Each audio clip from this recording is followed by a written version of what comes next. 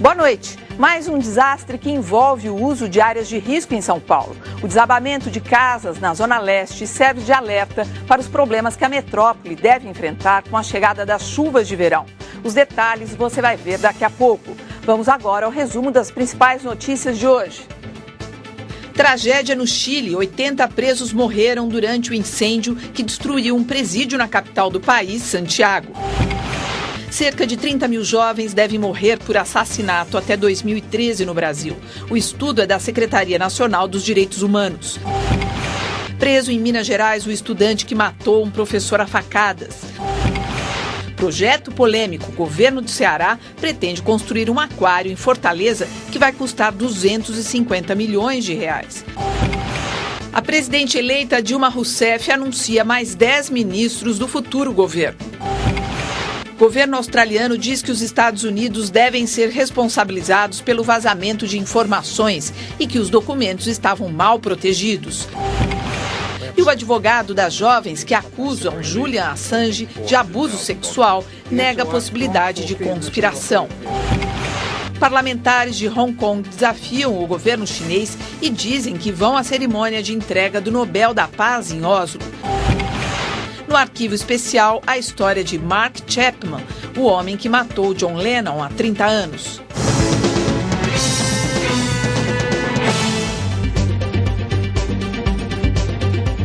Acompanham a edição de hoje do Jornal da Cultura o sociólogo e professor de Relações Internacionais da PUC, Reginaldo Nasser, e o roteirista e escritor Paulo Lins. Nem doenças, nem acidentes de trânsito. O jovem no Brasil morre vítima de violência. 45% dos jovens com idades entre 12 e 18 anos que morreram nos últimos 3 anos foram vítimas de uma guerra urbana. Esse é o resultado de um estudo divulgado hoje em Brasília. A alegria de ver o filho chegar à vida adulta transformada em luto. Leonardo, filho único de Maria Lucinéia, morreu aos 17 anos. Ele estava em frente à escola comemorando o aniversário de uma amiga. Os vizinhos reclamaram do barulho. A polícia chegou. Ele subiu na garupa da moto de um amigo e foi baleado por uma policial militar. Meu filho era estudante, tinha 17 anos, não usava drogas, não bebia, nunca teve passagem pela polícia, ele só estudava, ele não trabalhava porque eu queria que ele só estudasse. O drama de Maria Lucinéia não é um caso isolado. Um estudo divulgado hoje pela Secretaria Nacional de Direitos Humanos mostra que os jovens de 12 a 19 anos representam a faixa da população mais vulnerável aos homicídios.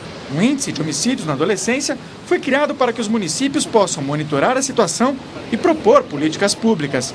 Em 2007, a média de assassinatos de jovens era de pouco mais de 2 homicídios para cada 100 mil habitantes. Mas em algumas cidades, esse número é bem maior. Quase 12 em Foz do Iguaçu, mais de 7 em Recife e mais de 5 em Belo Horizonte.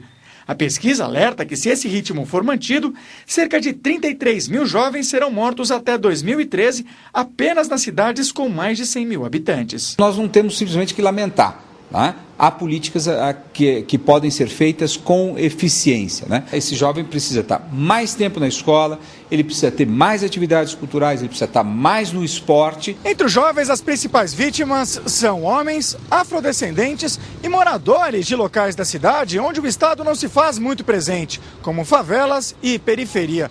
O estereótipo de um perfil que é ao mesmo tempo agente e vítima da violência. Esse é o dado, ao meu ver, mais dramático desse relatório, o de que no Brasil a discriminação se dá inclusive no momento da morte. Eu estou em tratamento psiquiátrico, psicológico e assim, para tentar viver, continuar, reinventar a minha vida, porque eu perdi a única razão da minha vida, que era meu único filho, Leonardo.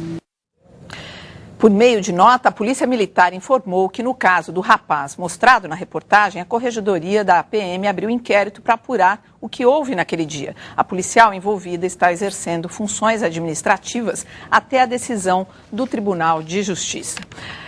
Olha, só falar rapidamente sobre o depoimento dessa mãe, eu fico imaginando como é que uma pessoa consegue viver depois disso, né? De perder um filho desse jeito. Como é que é possível seguir? a vida. Mas eu gostaria, professor Nasser, de falar um pouco sobre os países, comparar se esses países que vivem como Irã, Iraque, em guerra permanente, guerra civil, os números são menores que esses que a gente mostrou na reportagem. Bem menores. Quer dizer, hoje o continente onde mais se morre, não apenas por homicídio, vamos colocar morte violenta, incluindo trânsito e outros acidentes, é a América Latina, disparado. Então, muito mais do que as guerras que acontecem em outros continentes, outras regiões, como a África, Oriente Médio e Ásia. Então, realmente, é algo que se chama atenção para algo, eu diria, mais estrutural na América Latina, né? Na relação do Estado, sociedade. Quer dizer, é verdade, falta Estado em alguns lugares, mas essa notícia que nós acabamos de ler foi alguém do Estado que matou. É né? verdade. Então, acho que isso que é grave também, né? Paulo. Assim, eu cresci tendo raiva da polícia, assim, ninguém gosta da polícia, né? A polícia é uma... Porque você fala, essa moça se recuperando e tal. A gente que mora em favela, isso é tão natural. E você sabe que o sujeito morreu porque ele era preto, porque ele era negro. Você sabe disso. Porque se ele fosse branco, não morreria. Inclusive dentro da favela. Não é a questão aqui assim, não, é pobre. Não. Negro. Negro. Então, assim, você passar isso para as outras pessoas da sua família, para as crianças, é muito terrível, né? Porque a polícia vai matar porque você é negro. Então, você tem que ter medo da polícia. Agora, Paulo, você falou uma coisa que me tocou aqui. Isso é falado dentro das famílias? De alguma maneira? Quer dizer... porque, olha, você é negro, você tem que ter cuidado, porque a polícia... Você já falou isso pro seu filho? Lógico. Minha família já falou isso para mim. Entendeu? A polícia vai ficar em cima de você. Cuidado, que você é negro, não vai fazer besteira. Olha, você é negro, cuidado com isso. Então, você quando cresce, você não entende muito bem isso. Por que a polícia vai te matar porque você é negro? Agora, isso já vem há anos, né? O Brasil vem matando os seus negros há anos. Né? Trabalho e morte. Por motivos diferentes, né? O que a gente estava comentando, matava por chibatadas. Não, porque eu estava comentando sobre o livro da Marica Arashi, do século, ela fala de escravidão no Brasil no século XIX, que morriam, né? Isso tem registro na Santa Casa de Misericórdia, está lá. A pesquisa, eu já fiz a pesquisa. Então, assim, morreu uma média por semana de 300 pessoas assassinadas, né? No século XIX. Negras. É normal matar negro no Brasil. Bom, vamos seguir adiante, tomara que esse normal, que a gente não acha tão normal tudo isso, como se falou ali na reportagem. Pelo menos 10 famílias perderam tudo que tinham em um grande desabamento de casas na região leste de São Paulo. A Defesa Civil agiu a tempo e conseguiu retirar os moradores antes da queda das casas. O susto veio logo pela manhã. As paredes das casas mais altas da rua Fernandes, Porto Alegre, no Jardim Maringá, zona leste de São Paulo, começaram a ruir. Os moradores, apavorados, saíram para a rua. Lá no fundo, as paredes se abriam. Uma se abrindo, outra tudo. E barulho, estalo. Você ficava com medo do estalo. Então a gente saía para fora. Da casa que Eduardo morava com a mulher e a filha há 13 anos, não sobrou nada. Teve tempo só de pegar algumas coisinhas só, documentação, e ela saiu correndo com minha filha de 4 anos, que ficou chorando até... Papai, a casa está caindo. A irmã dele também construiu no local. A família comprou o terreno por R$10 mil, mas não tinha escritura, porque a área é de ocupação irregular. Na hora que eu fui entrar, estava tremendo lá. Já estava se estralando tudo. Aí não dava para me tirar nada. A Defesa Civil já interditou 45 casas e a previsão é de que 100 famílias terão que desocupar a área, porque há risco de outros desabamentos. Por ser uma área invadida, embora as residências sejam de médio padrão, nós não tínhamos esgoto e não temos coleta de água pluvial. Todo esse esgoto, toda a água que cai da chuva nos telhados, etc., tem infiltração direta na terra, e esse movimento geológico, por todos esses anos consecutivos, gerou esse deslizamento. Os moradores do bairro Jardim Romano, na zona leste de São Paulo, torcem por um final de ano seco. Em 2009, eles passaram o Natal e o Ano Novo debaixo d'água. Foi a pior enchente na região, que fica na várzea do Rio Tietê e foi invadida há décadas. Algumas ruas do Jardim Romano se transformaram em canteiro de obras. Operários e máquinas trabalham contra o calendário. O verão e as chuvas torrenciais estão chegando e a previsão é entregar as obras completas para contenção de enchentes até janeiro. A enchente está chegando aí e a obra está devagar, né? Logo vem chuva, né? E sem terminar isso aí, eu não sei como fica, né? Um dique de 1,4 km deve impedir que as águas do rio Tietê invadam o bairro. Já o piscinão vai receber toda a água que ficava acumulada nas ruas. Quando o volume do rio diminui, um sistema de bombas que já está funcionando escoa a água do piscinão para o Tietê. No verão passado, as chuvas afetaram 10 mil moradores. Foi terrível, né? A gente passou uma dificuldade tremenda. Muita água, muito medo. Da outra vez acabou meus móveis tudo. Agora, se perder outra vez, eu não tenho mais dinheiro para comprar. Várias ruas aqui do Jardim Romano ficaram alagadas mais de um mês. Nesta, por exemplo, só era possível circular de barco. Outros moradores ficaram ilhados em casa, sem poder sair. Dona Miriam mostra até onde a água chegou. Ela teve que fechar a mercearia que ficava aqui. Pretende reabrir o negócio, mas só depois de concluídas as obras. Por enquanto não está ficando cheio mais. Eu acredito que vai melhorar sim, que melhorou bem já. 4 mil famílias tiveram que abandonar suas casas. Desde então, recebem auxílio da Prefeitura de São Paulo para pagar o aluguel. Mas só em abril, fim do período chuvoso, começam a mudar para habitações populares em outros bairros da região. Enquanto isso, os moradores que resistem em deixar seus imóveis torcem por um final de ano sem enchente. Eu acho que no Natal a gente vai passar mais tranquilo. Esse otimismo do brasileiro realmente chama atenção, né? Porque esses problemas, não só que vai chover, vai inundar, é a ocupação que vem antes, né? A ocupação dessas áreas que são áreas que não são áreas adequadas para moradia, as pessoas vão e ocupam e as autoridades deixam. Então são problemas anunciados. Claro. E eu acho que a velha questão é apurar responsabilidades, porque nesse caso eu me lembro na época, não sei se todas as construções, mas algumas delas foram compradas de outra pessoa, quer dizer, de grandes investimentos ali na área. Então, alguém lucrou muito com isso. E mais do que tudo, eu me lembro que as pessoas mostravam o IPTU. Quer dizer, isso atestando que o Estado estava reconhecendo que ali eles estavam e tem direitos e tem responsabilidade em relação a isso. E outros lugares, né? Tem água, tem luz. Claro. Na Serra do Mar, aqui, essas encostas todas ocupadas, você fala, bom, se não pode, se é uma área perigosa, por que deixa as pessoas... Guarapiranga está aí.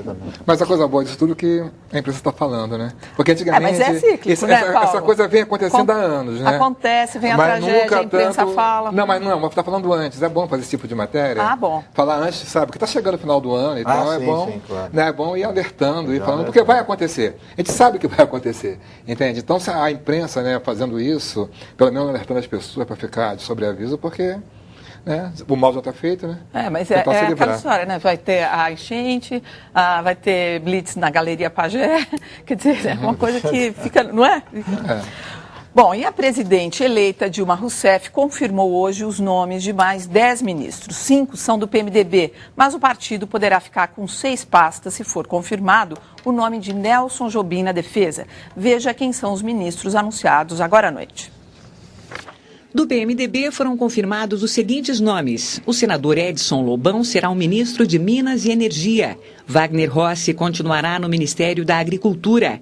O deputado Pedro Novaes comandará o Ministério do Turismo. O senador Garibaldi Alves vai para o Ministério da Previdência. E o ex-governador do Rio de Janeiro, Moreira Franco, ocupará a pasta de Assuntos Estratégicos. Também foram confirmados a senadora Ideli Salvati, do PT, para o Ministério da Pesca. A deputada Maria do Rosário, também do PT, para a Secretaria Especial dos Direitos Humanos. Paulo Bernardo, outro do PT, vai trocar o Ministério do Planejamento pelo Ministério das Comunicações. Alfredo Nascimento, do PR, vai para o Ministério dos Transportes. E a jornalista Helena Chagas será a secretária de Comunicação Social.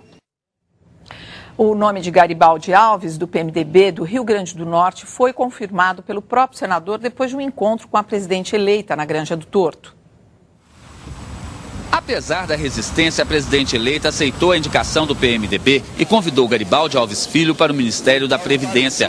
Em 2006, o senador pediu o indiciamento de Antônio Palocci após investigações da CPI dos bingos. Garibaldi também deixou claro que não entende de Previdência, mas estava disposto a aceitar.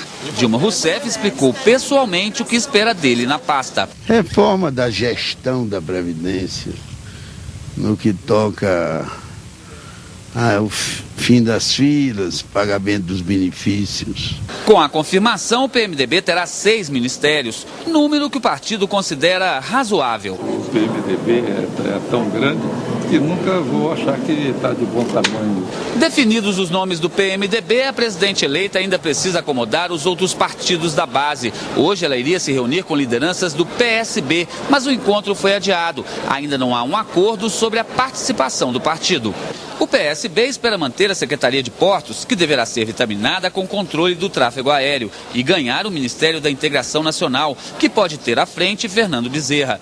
Mas o principal impasse é o destino de Antônio Carlos Valadares. A presidente eleita quer encaixar o senador no governo para abrir uma vaga no Senado para o petista José Eduardo Dutra. Dilma ofereceu a Valadares o novo Ministério da Microempresa, mas ele só aceita se puder indicar outros cargos relacionados à pasta.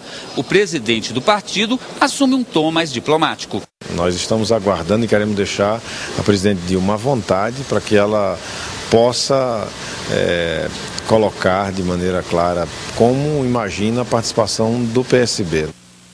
Olha, amanhã aqui no Jornal da Cultura a gente vai ter uma reportagem especial mostrando o número de ministérios que tem aqui no Brasil, para que serve, para ver se a gente consegue entender um pouco como é que funciona tudo isso. Agora, me chamou a atenção nessa reportagem a animação do futuro ministro da Previdência. Gente, foi contagiante. Verdade, foi uma coisa assim, nossa, olha... Realmente, as pessoas podem ficar tranquilas.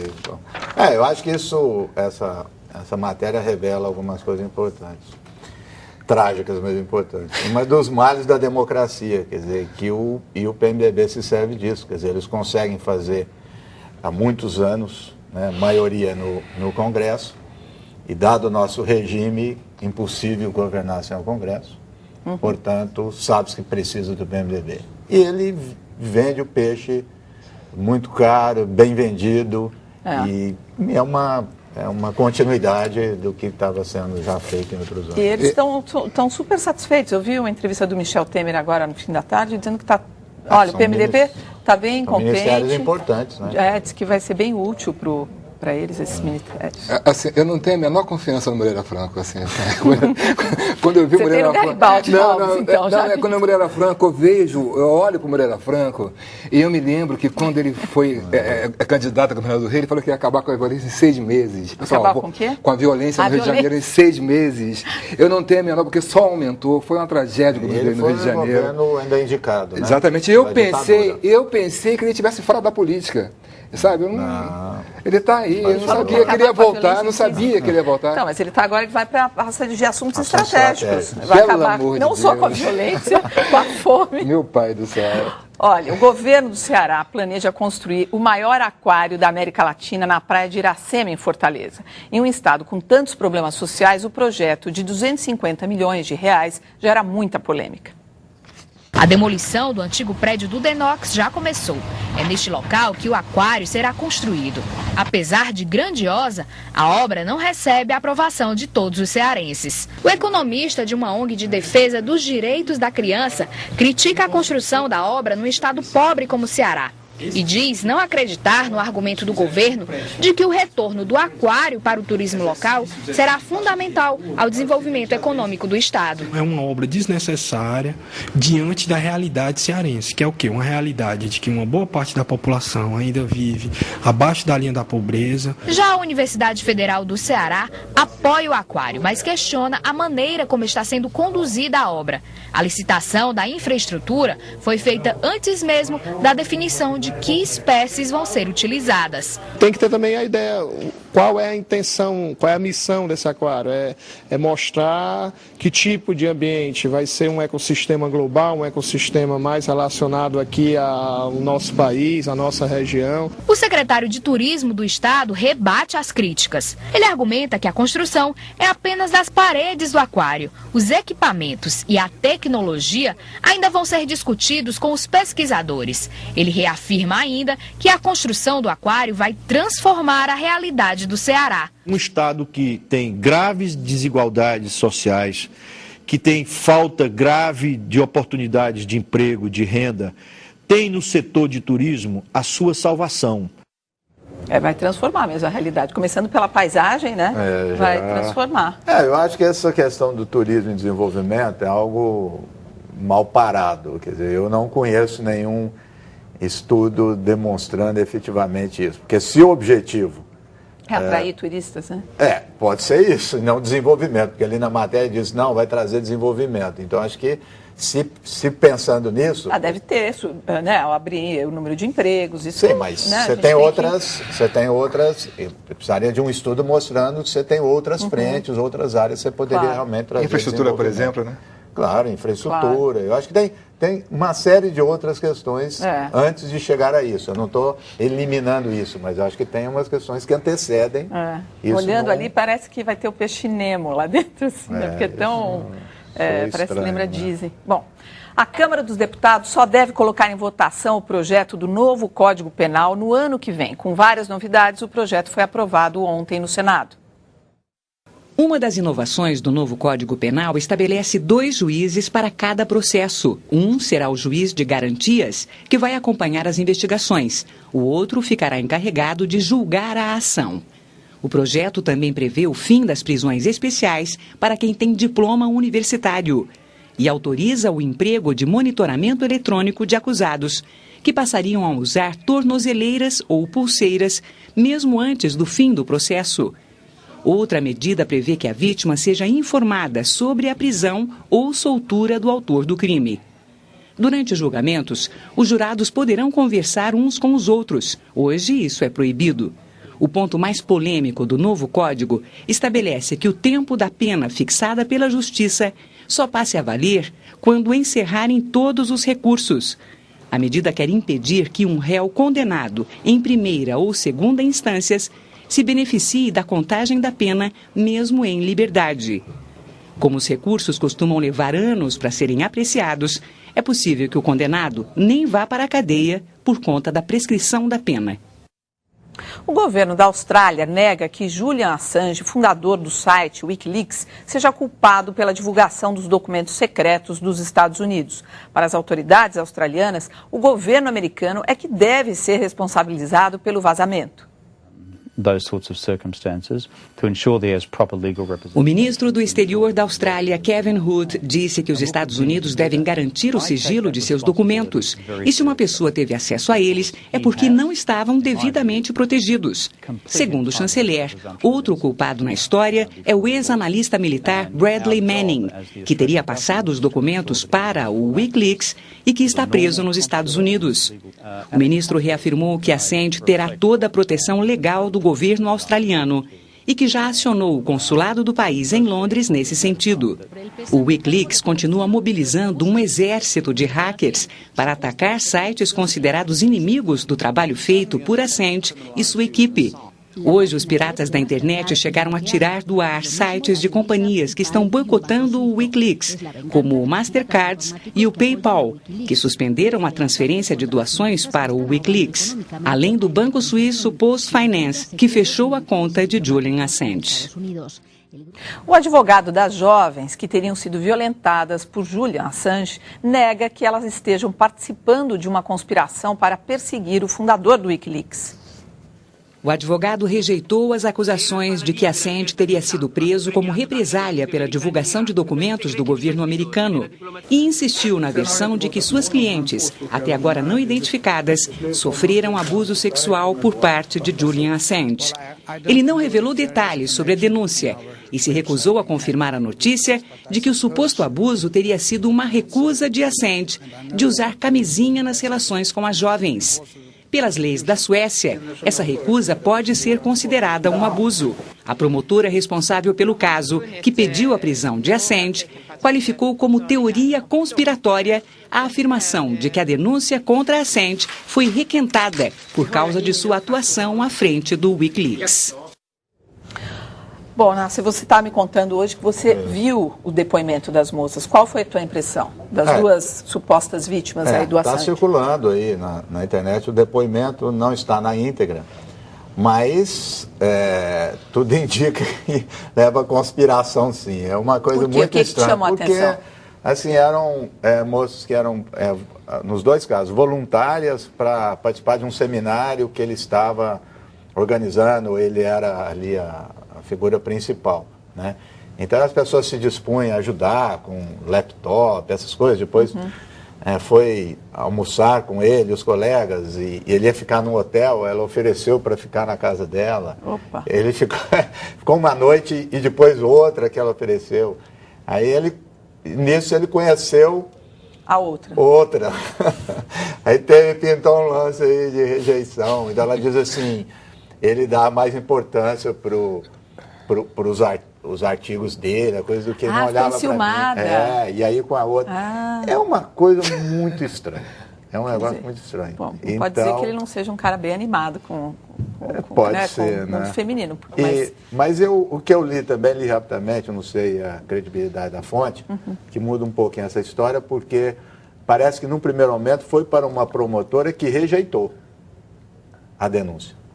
Então não foi assim, já houve a denúncia. Então depois que, eu não conheço o sistema jurídico da Suécia, mas enfim, realocaram para outra promotora e tal, e mudaram a condução do processo. Assim, no campo da especulação mesmo, eu gostaria de pensar aqui junto com vocês o seguinte: se essas moças, elas estão, vamos imaginar que seja uma conspiração, não se sabe, mas elas estariam a serviço de quem, na sua opinião?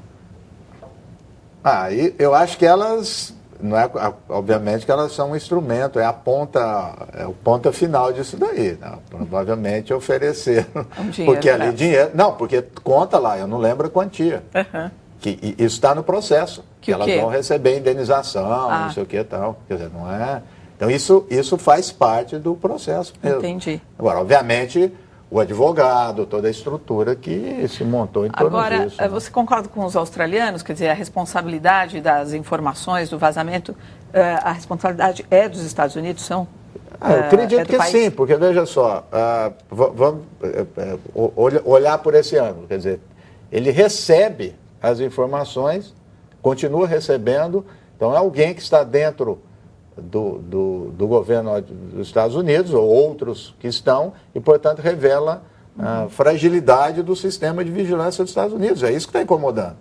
Quer dizer, na verdade, quando eles dizem, estão mostrando os alvos para o terrorista. Não, esses alvos eles conhecem. Na verdade, é demonstrando mais uma vez que está frágil o sistema de vigilância, de inteligência dos Estados Unidos. Eu ouvi o Robert Gates, quando anunciaram a prisão, né, ele disse assim, estou aliviado, o secretário de Defesa. Agora, chama assim, a atenção dessa guerra pelos ares, literalmente pelos ares, Paulo? Eu fico assim, essa coisa de informação, de você dar informação, isso, né, é uma guerra, né? Uma guerra uma guerra fria, né? Uma nova guerra fria, né? Uma forma de você pegar e pressionar o outro, de você conseguir, né? Olha, eu estou recebendo uma informação aqui da edição do programa que o Facebook e o Twitter tiraram do ar os perfis dos hackers que estavam atacando essas empresas que boicotavam o Wikileaks. Quer dizer, o negócio não tem... isso vai longe. Vai longe, né? Não tem, é uma guerra. Né? Hoje em dia, você vê, o Pentágono gasta bilhões de dólares em guerra cibernética, né? Que é algo que não tem relação direta com isso, mas vai acabar entrando nisso, né? E aí eu acho que realmente também a questão da guerra de informação, vamos dizer assim, que democratizou. Né? Hoje, qualquer pessoa vai baixar esse arquivo, vai discutir, assim por diante. Bom, a seguir, os parlamentares de Hong Kong desafiam o governo chinês e dizem que vão à cerimônia do Prêmio Nobel em Oslo. E a morte de 80 presos no incêndio de um presídio em Santiago do Chile. Até já.